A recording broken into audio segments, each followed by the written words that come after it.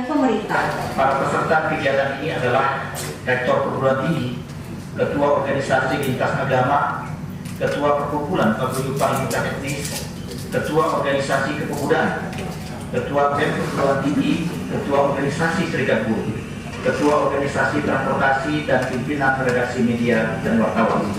Fokus grup diskusi tadi ini tentang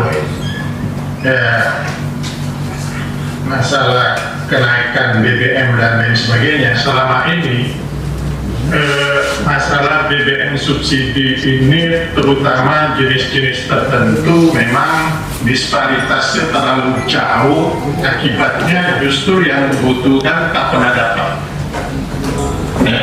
Saya ambil contoh, kalau saya biasa ke daerah, saya lihat SPBU itu banyak yang ngantri. Yang ngantri itu yang membutuhkan justru kasihan yang sebetulnya hanya untuk dijual kembali. Karena disparitasnya terlalu jauh, lebih dari 9.000 waktu itu. Solar itu 10.000, ya. Lebih ngantri dapat 100 liter, kemudian dijual dengan keuntungan misal 5-6.000 aja, jadi nggak menarik. Nah, yang butuh ini yang ya kesian. Nah, sepanjang disparitas harga itu masih tetap jauh, ya, tetap akan ada masalah di SPB, tetap akan ada masalah, ya. Nah, sehingga waktu itu saya berpikir, ya, kenapa subsidi itu tidak bicara pada patokan angkanya. Oh, misal solar subsidinya 5.000, udah berapapun harga pasar fluktuatif, itu aja. Jadi nggak perlu menyesuaikan ini, menyesuaikan itu. Cuma masyarakat kita siap nggak menerima itu, supaya yang membutuhkan betul-betul dapat. Sekarang ini yang membutuhkan susah dapat. Nah, mereka bilang lebih bagus harga seperti disesuaikan sekarang, tapi mudah dapatnya. Daripada diantri 1 hari 1 malam belum tentu dapat. Akhirnya beli juga ke pengecer, ya, yang harganya kadang dia ada sedikit aja dari yang non-subsidi.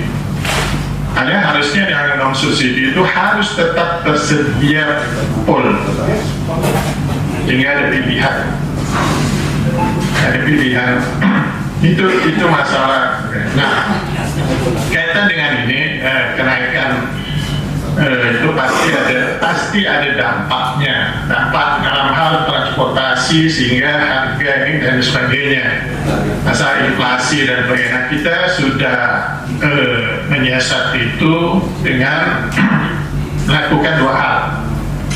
Minta provinsi pertama bantuan sembako untuk masyarakat yang betul-betul tak mampu. Karena yang mendapat BLT itu sebetulnya kita ini kelemahan pada data.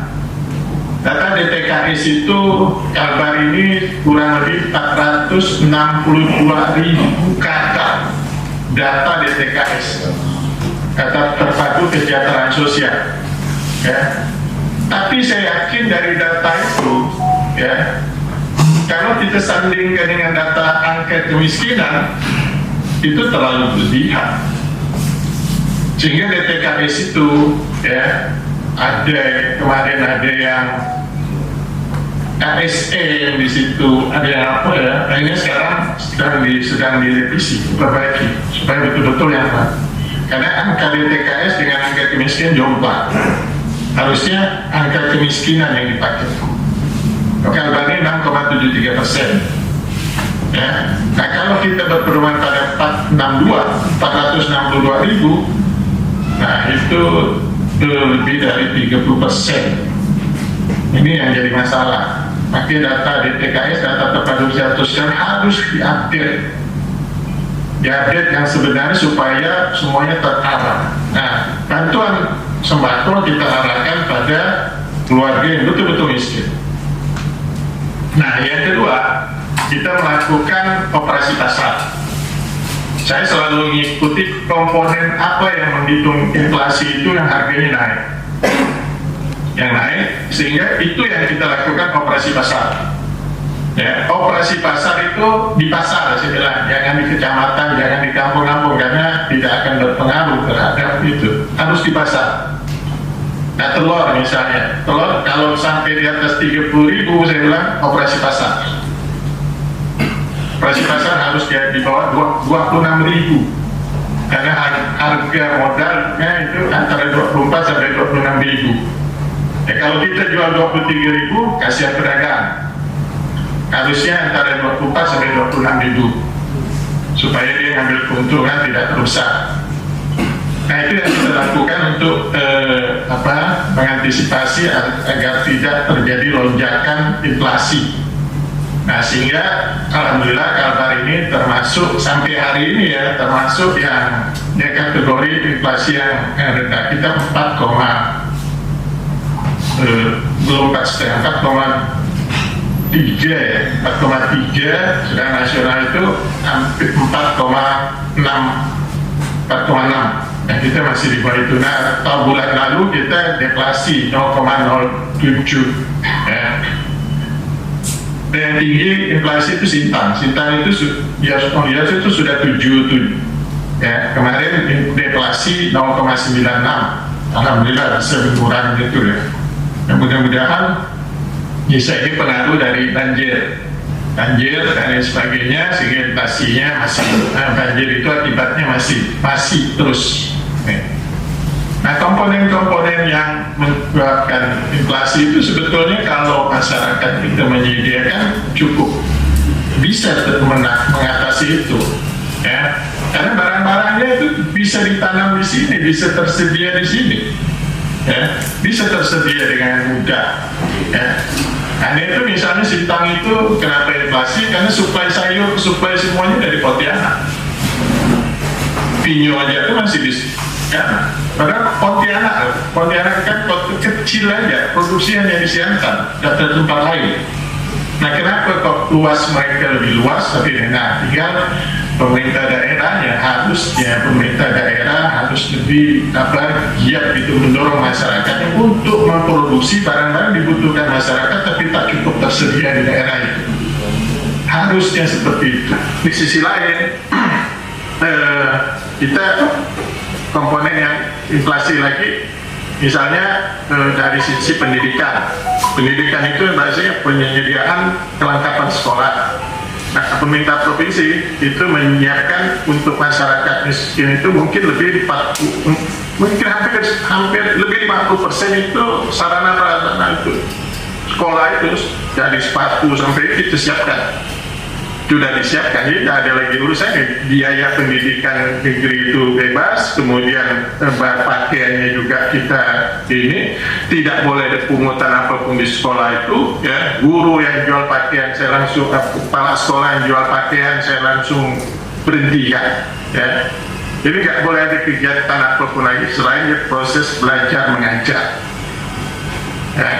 Nah, kita akan upayakan nanti hal-hal yang bisa menyebabkan inflasi ya, di sekolah itu dari pelaksanaan pendidikan itu kita kurangi, sehingga mungkin pendidikan harus lebih modern dengan memperkecil sehingga mungkin menggunakan ya komponen-komponen yang mengeluarkan biaya. Nah, sekarang kan kalau ujian udah pakai HP aja, mereka itu nggak perlu ada kertas ya, kemudian pengawas nggak perlu banyak ya, karena digunakan itu.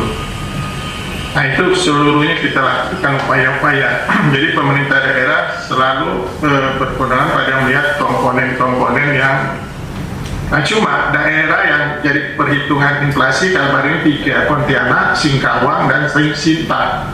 Nah, masing-masing karakteristiknya beda. Kalau Sintang itu kita harus jaga misalnya komponen apa? Ikan sungai, ikan baung, ikan apa itu. Nah, perlu budidaya. Tanpa budidaya pasti inflasi, Pak. Nah, budidaya baung itu tak gampang ya, masih mudah budidaya ikan semak. Nah, ikan semak juga, ikan sungai itu jauh lebih mahal daripada ikan laut. Nah, makanya kalau pergi ke Sintang ya, konsumsi masyarakat di sana pasti ikan sungai, dan itu lebih mahal. Makanya kalau Singkawang itu inflasi dia lebih tinggi, nah kalau nggak lihat aja komponennya pasti berkaitan dengan ikan, berkaitan dengan ya pangan lah ya. Nah kalau beras alhamdulillah kita sudah bisa swasembada ya. Kalau beras itu ini, kecuali beras premium untuk kelas tertentu yang masih didatangkan dari luar. Tapi kalau beras untuk kebutuhan kita sudah bisa memenuhi dari sehingga beras tidak menyumbat inflasi. Ya. Ada dua teori untuk pencegahan inflasi yang sebenarnya itu dari sini, dari Pontianak waktu itu. Pertama teori kuadran, kedua tentang integrasi harga di setiap pasar. Ya, harga di setiap pasar itu kita lakukan. Nah, jadi dua hal ini dengan kenaikan BBM ya, dengan pencegahan inflasi ini tetap harus kita sejalankan ya, selaraskan supaya bisa mencegah inflasi. Kenaikan BBM itu yang paling harus dijaga inflasi. Karena kalau inflasi tinggi, pendapatan tidak bertambah, daya beli akan menurun. Ya, daya beli menurun, berarti angka kemiskinan bertambah. Nah, syukurnya kabar ini Gini rasionya kita bisa buat sekarang ini 0,315 sampai 0,324. Nah, nasional itu 0,3385. Nah, di Gini rasio gitu cukup tinggi, cukup rendah, artinya ketimpangan ekonomi kita bisa kita idealkan ya. Yang susah itu kan kalau Gini rasio yang timpangnya terlalu jauh, kalau kita tidak terlalu jauh, landai aja, jadi lebih aman, lebih nyaman ya. Hanya saya minta pada Pertamina ya, harus menjaga distribusi itu dan rantai distribusinya yang harus dijaga betul supaya ada komponen-komponen yang kalau itu bisa, khususnya misalnya LPG ya, menjadi komponen penyumbang kenaikan harga LPG di pasaran, di tataran pengguna itu harus dijaga. Karena LPG 3 kilo masih 16.000 ya, 16.000. Nah, Sintan itu mau pesan kan ini setelah saya sarankan waktu itu bagaimana rantai di LPG ini langsung ke bumdes.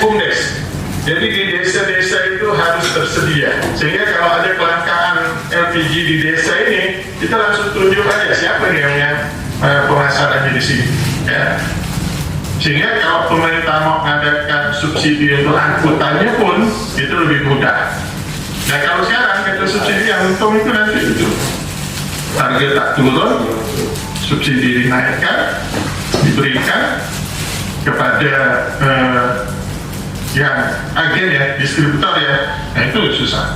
Jadi kalau saya langsung ke bumdesnya, bumdes itu di desa, sehingga desa itu. Nah, waktu wali kota dulu saya pernah ngatur LPG itu distributor, agen, pengecer di kelurahan, kemudian di RT, di RW. Kalau ada kelangkaan di situ, kita tinggal tunjuk kemana LPG kau. Karena kebutuhan melebihi dari ya. Semuanya kita ini BBM-nya melebihi dari itu ya, Pertamina ya, melebihi dari kuota, LPG pun melebihi, tapi masih ada kelangkaan. Nah, ini yang kita ingin. Apakah perhitungan kebutuhannya yang salah atau distribusi yang salah? Semuanya perlu kita perbaiki.